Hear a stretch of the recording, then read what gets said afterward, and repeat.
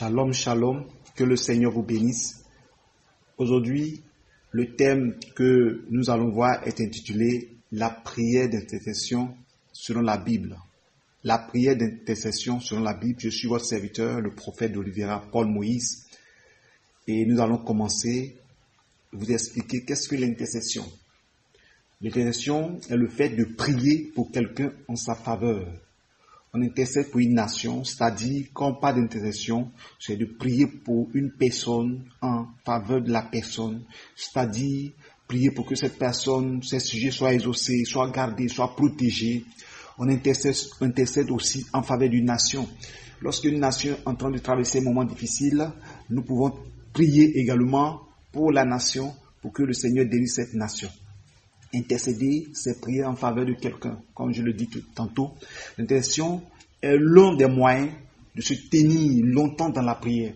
Vous savez, quand nous voulons prier longtemps, il faut intercéder. Parce que quand tu intercèdes, ça te donne le temps de prier longtemps. Il y a des personnes qui disent que moi, je ne peux pas prier longtemps et ma prière ne dure pas. Vous savez pourquoi vos prières ne durent pas? Le secret pour durer dans la prière, c'est de laisser les sujets en soi, tes propres sujets, et commence à prier pour les autres. Et vous allez voir que lorsque vous allez commencer à prier pour les autres, il y aura tellement de sujets à prier que finalement, vous pouvez vous oublier. C'est ça l'intercession. C'est pourquoi la Bible déclare que Christ intercède en faveur de nous auprès du Père. Vous comprenez? Donc, tu pries pour la nation, tu pries pour ta famille, tu pries pour ton mari, tu pries pour ta femme, tu pries pour tes enfants, tu pries pour l'école de tes enfants, tu pries pour l'église, ton pasteur, tu pries pour les missionnaires. Vous savez, en priant, tu vas jamais finir de prier. Il y a tellement de sujets, des milliers de sujets. Donc, si le Seigneur te donne la force et que tu pries, tu vas comprendre que l'intercession est si importante. Donc, ça va te permettre de durer dans la prière. Et vous savez, généralement, ceux qui intercèdent ont des dons de vision. Vous comprenez? Et le Seigneur cherche des intercesseurs. C'est pourquoi il a dit dans la parole que il cherche quelqu'un qui va intercéder pour ne pas qu'il détruise la ville. Il dit, mais je n'en trouve point. Vous voyez? Donc, l'intercession, c'est l'un des ministères très importants dans le christianisme. Le Seigneur cherche des intercesseurs. Peu de personnes intercèdent. Vous voyez, l'intercession est différente de la prière simple. C'est-à-dire, tu peux prier pour quelqu'un, tu peux prier simplement, toi, et puis tu te lèves, tu t'en vas demander quelque chose. Seigneur, bénis ma journée. Seigneur, cette journée, garde-moi, donne-moi la nourriture, protège-moi. Ça, c'est la prière simple. Mais l'intercession, c'est prier en faveur de quelqu'un.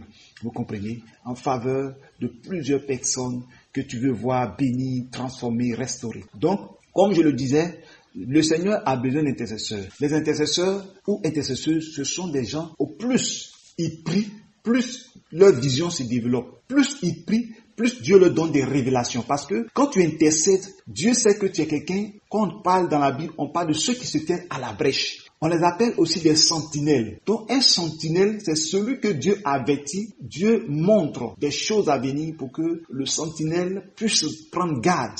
Vous comprenez? Et veiller sur toutes ces choses-là. Donc, le Seigneur sait que tu pries pour des gens. Tu intercèdes chaque jour, chaque fois. Donc, il va révéler la vie des gens. La vie des gens pour lesquels tu pries. Il va révéler la vie même de ton pasteur parce que tu pries pour ton pasteur. Le Seigneur va révéler la vie de ton pasteur pour que tu comprennes que ton pasteur a besoin de soutien. Tu comprennes que l'église a besoin de soutien. C'est ça l'intercession. Donc, finalement, les intercesseurs rentrent dans le domaine prophétique parce que en même temps qu'ils intercèdent, Dieu leur donne la révélation, la parole de connaissance, la vision. Pourquoi Dieu accompagne l'intercession avec des dons et des visions? Parce que Dieu sait que en intercédant, tu as besoin de voir ce qui se passe, ce qui se drame dans le secret, ce que l'ennemi est en train de préparer, ou ce que l'autre a besoin, son désir, où il est quelque part, il est en brousse quelque part, il veut traverser quelque part, une rivière ne peut pas traverser, mais ta prière d'intercession peut emmener des personnes, l'aider à traverser. Pourquoi pas des anges? C'est ça l'intercession. Donc nous devons comprendre que l'intercession est très importante. Donc, vous avez l'intercession est l'un des moyens de se tenir longtemps dans la prière. Comme je viens de le dire, sans l'amour, on ne peut pas être un intercesseur, car c'est prier pour ses amis et ses ennemis. Vous comprenez? Vous voyez, quand tu veux prier, tu es un intercesseur, il faut manifester l'amour. Sans l'amour, tu ne peux pas intercéder. Sans l'amour, tu ne peux pas. Parce que Tu vas même, le Seigneur va te dire de prier pour tes ennemis. Mais si tu n'as pas l'amour, comment tu vas prier pour tes ennemis? La haine va t'animer, la colère, la vengeance va t'animer. Et puis tu dis, mais tiens, lui là même il m'insulte, lui là il ne veut pas mon bien. Et puis moi je vais intercéder pour lui. Pourquoi? Alors le Seigneur demande à ce qu'on prie pour nos ennemis. Que nous continuons. Il arrive parfois qu'on n'arrive pas à prier. Alors l'intercesseur crie à Dieu en notre faveur. Parfois, tu n'arrives pas à prier, tu es fatigué, mais il y a quelqu'un dans le secret qui prie pour toi. Et ce qui fait que souvent, nous sommes gardés, nous sommes protégés. Vous voyez, le Seigneur intercède pour nous. Et Dieu suscite aussi des personnes qui intercèdent pour nous sur la terre. Donc c'est pourquoi vous allez voir, dans le ministère, les ministères, il y a des personnes dans le ciel seront plus récompensées à cause de leurs œuvres dans le secret. Vous comprenez? Je rends un témoignage d'un homme de Dieu, d'une vision, que le Seigneur a envoyé quelqu'un au ciel pour visiter le ciel. Et arrivé là-bas, il y avait le pasteur principal et fidèle de l'église. Il y avait 2 couronnes, le Seigneur devait récompenser. Les 2 qui sont déjà morts, qui sont partis au ciel. Le Seigneur a tenu la couronne la plus glorieuse, la couronne qui brillait tellement. Et lorsque le Seigneur a approché la couronne, le pasteur se dit, tiens, moi je suis le pasteur, c'est mon fidèle, ma brebis, c'est ma vie spirituelle, comme on dit souvent dans les églises. Et bon, écoutez, cette couronne, c'est à moi. Voilà comment elle scintille, comment elle est belle, elle est glorieuse. Ça, c'est ma couronne. C'est là, bon, écoutez, la plus petite couronne, c'est ça à elle. Et à sa grande surprise, il voit que le Seigneur s'approche et il met la grosse couronne sur la tête de la sœur et il est surpris. Et on lui donne la petite couronne. Mais il n'était pas content. Il dit, mais tiens, comment moi je travaille sur la terre, celle-là c'est moi qui l'enseigne. Mais pourquoi elle a cette grosse couronne et moi j'ai la petite couronne? Vous voyez, la Bible déclare que le Seigneur, notre Dieu, est un Dieu de justice. Il n'aime pas l'injustice. Le Seigneur a vu son mécontentement, on va lui montrer sur un écran. Et il regarde l'écran, il voit que la dame était en train de prier pour lui. Quand il va organiser des croisades, elle prend des moments de prière intense. Quand il est en prédication, elle prie, elle intercède. Elle prie pour sa maison, elle prie pour ses enfants. Tous les jours, le travail de cette sœur, c'est de prier pour son pasteur. Donc le pasteur, Dieu l'utilisait puissamment. Dieu fait des miracles au travers de lui. Mais il ne savait pas que quelqu'un derrière lui qui priait, qui intercédait jour et nuit pour lui. Et le Seigneur dit, voici pourquoi elle mérite la grosse couronne, la grande couronne, la couronne la plus glorieuse. Et quand le pasteur a vu ça, lui-même il était convaincu que, effectivement, même des moments, même il devait chuter, tomber dans le péché, dans l'adultère, il a fallu l'intercession de cette sœur pour ne pas qu'il tombe. Et franchement, vous savez, le ciel c'est l'amour. Et le pasteur a eu un grand amour. Le pasteur a été très content de sa petite couronne. Le pasteur a béni le nom de Dieu pour cette dame qui était dans son église, qui a permis que même il a été au ciel. Vous voyez l'intercession. Donc le Seigneur a besoin d'intercesseurs. Dans nos églises, nous n'avons pas assez d'intercesseurs. Vous voyez, souvent les intercesseurs viennent, quand on dit d'intercession, on donne les sujets. Les intercesseurs veulent prier pour leur propre sujet. Peut-être que tu n'es pas marié, on dit de prier pour le pasteur, pour le programme. Mais quand tu viens, tu donnes les sujets. Bon, nous allons prier parce que je ne suis pas marié. On va prier parce qu'il n'y a pas ceci. Non, quand tu viens intercéder, il faut t'oublier. Prie et tu vas voir la gloire de Dieu dans ta vie. Les intercesseurs prient non seulement pour leur connaissance, mais aussi pour des personnes inconnues. Vous voyez? On peut prier pour des personnes inconnues. Je peux m'élever comme ça et dire, je prie pour l'Inde, où les chrétiens sont persécutés. Tel pasteur qui est en train de traverser des moments difficiles, qui est en prison. Je prie que Seigneur, tu envoies ton ange, les garder. Mais je ne le connais pas. Mais je prie, c'est ça l'intercession. Je prie pour quelqu'un que je ne connais pas. Mais je sais qu'en Inde, il y a des pasteurs qui souffrent, il y a des pasteurs qui sont emprisonnés, des pasteurs qui sont tués, des veuves, des pasteurs qui sont morts, qui ont laissé leurs femmes veuves, qui souffrent sans nourriture. Et je prie pour ces personnes, je prie pour des personnes qui souffrent sans même les connaître. C'est ça l'intercession. On n'intercède pas parce que je connais la personne parce que si je intercède pour elle, plus quand la personne sera bénie, la personne va se souvenir de moi. Parce que la personne sait que c'est moi qui ai intercédé pour elle. Non. On intercède pour des personnes. On intercède pour des personnes qu'on n'a jamais connues sur la terre. On ne sait pas. Et quand on intercède, on ne cherche rien en retour. Ce qu'on cherche en retour, c'est le ciel. Notre récompense au ciel. Et nous devons être heureux de savoir que notre intercession porte. Soyez richement bénis et que la grâce et la faveur de Dieu soient sur vous. Donc, bien aimés, je vais vous rendre un témoignage. Dans le ministère, le Seigneur m'a accordé cette grâce de prier pour des femmes stériles, des femmes qui ont des problèmes de ventre. Et toutes les fois que je prie, il y a des témoignages. Il y a des femmes, plus d'une vingtaine de femmes qui, par la grâce de Dieu, qui ont enfanté, qui ont été délivrées, qui ont été restaurées. Et vous voyez, pourquoi? Parce que quand j'étais élève, je priais beaucoup pour les femmes enceintes. Sans les connaître. Mais vous savez, l'intercesseur, quand il prie, à un moment donné, c'est les larmes. il coule, il pleure, il ne sait même pas quoi.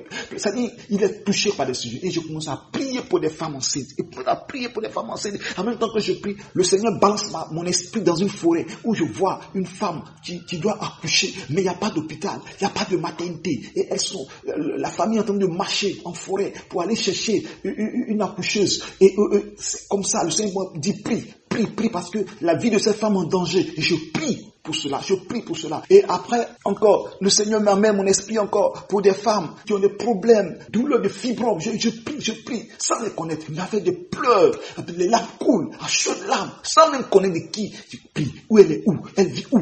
Mais quand je priais comme ça, mes bien-aimés, il finit de prier après un moment donné. Je me sens léger, je me sens soulagé, je me sens heureux. Je respire bien parce que je sais qu'il y a un poids qui vient de quitter sur moi. Et quelques années plus tard, je vais commencer mon ministère. À ce moment, j'étais élève. Et je commence mon ministère et je tombe sur des femmes qui sont stériles. Mais à ma grande surprise, quand je pose la main pour ces femmes-là, la plupart tombent enceintes. Je vous assure, sur 10, au moins 9 tombent enceintes. Au point que les gens appellent le ministère, là quand tu viens, il n'y a pas de stérile ici. Effectivement, les gens viennent, on prie même au téléphone, à distance, Dieu se glorifie. Ok. Et un jour j'étais là, le Seigneur me parle, il dit, tu sais pourquoi tu pries et puis il y a des femmes stériles qui enfantent? J'ai dit, mais non. C'est la puissance du Saint-Esprit. Il dit, oui, c'est la puissance du Saint-Esprit. Mais souviens-toi quand tu étais au lycée, dans les années 97, 98, pas là. Et je vous assure, c'est tes prières. Ce sont tes prières que tu as priées pour les intercesseurs. Et pour les femmes enceintes, les femmes qui veulent accoucher. Ce que le Seigneur me dit, les femmes qui devaient accoucher, les femmes enceintes, les femmes qui étaient dans les problèmes les enfants qui sont mal placés dans le ventre. Et tout ça, j'ai regardé cela. Et tellement tu as persévéré et tu as été fidèle, je t'ai accordé le don. Ce don-là, pouvoir prier pour les femmes enceintes, pour voir le miracle de Dieu, pour voir le miracle de Dieu. Et quand le Seigneur m'a parlé ainsi, j'étais convaincu que c'est le Seigneur qui m'a parlé. Effectivement, parce que je priais de tout mon cœur. Vous voyez l'intercession. Et vous voyez, aujourd'hui je suis béni, je rends grâce à Dieu et je vois des femmes qui accouchent, qui m'appellent, le mari m'appelle. En fait, l'enfant là, c'est toi qui vas donner le nom. J'ai donné le nom à plusieurs enfants comme ça. En tout cas, j'étais très heureux de voir cela parce que le Seigneur m'a dit dans le nom, je donne le nom de Jonathan, je donne le nom d'Israël, je donne le nom de David. J'ai donné plusieurs noms comme ça que le Seigneur m'inspire, de Rebecca, de Sarah. Et pourquoi? Parce que le Seigneur a fait de moi une source de grâce. Vous comprenez?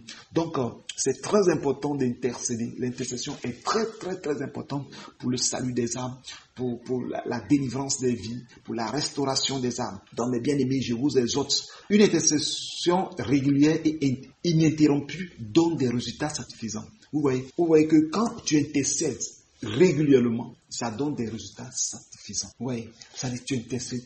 Tu peux prendre même des jours, des semaines, des mois sur le même sujet. Vous allez voir que tu seras exaucé. Ça à tout coup. Il n'y a rien à faire. Tu seras exaucé. Tu vas prier au moment où tu ne vas pas les exaucements. Le Seigneur va te dire non, c'est bon, arrête ce sujet. Plus tard, tu vas entendre que le sujet a été exaucé. C'est comme ça l'intercession. Un véritable intercesseur prie avec son cœur. Il porte le fardeau des autres dans son cœur et le présente devant Dieu. Alléluia. Vous voyez, il porte le fardeau des autres dans son cœur. Il a le cœur chargé de douleur, de compassion, de pitié, d'amour. Et il prie, il intercède et Dieu exauce. Bien aimés, nous allons nous arrêter là. Pour aujourd'hui, nous allons continuer la semaine prochaine sur le même thème, la prière d'intercession. Et je vais vous expliquer l'importance de l'intercession. Et à partir de ce sujet-là, je pense que tu dois commencer à prier, tu dois commencer à intercéder pour que le Saint-Esprit, la puissance de Dieu, te donne la victoire, pouvoir triompher sur le monde des ténèbres, triompher sur le ministère, les esprits qui attaquent ton ministère, triompher sur ta journée, triompher sur la puissance de Satan qui attaque une nation. Que Dieu vous bénisse et que sa grâse repose sur vous. Shalom à vous.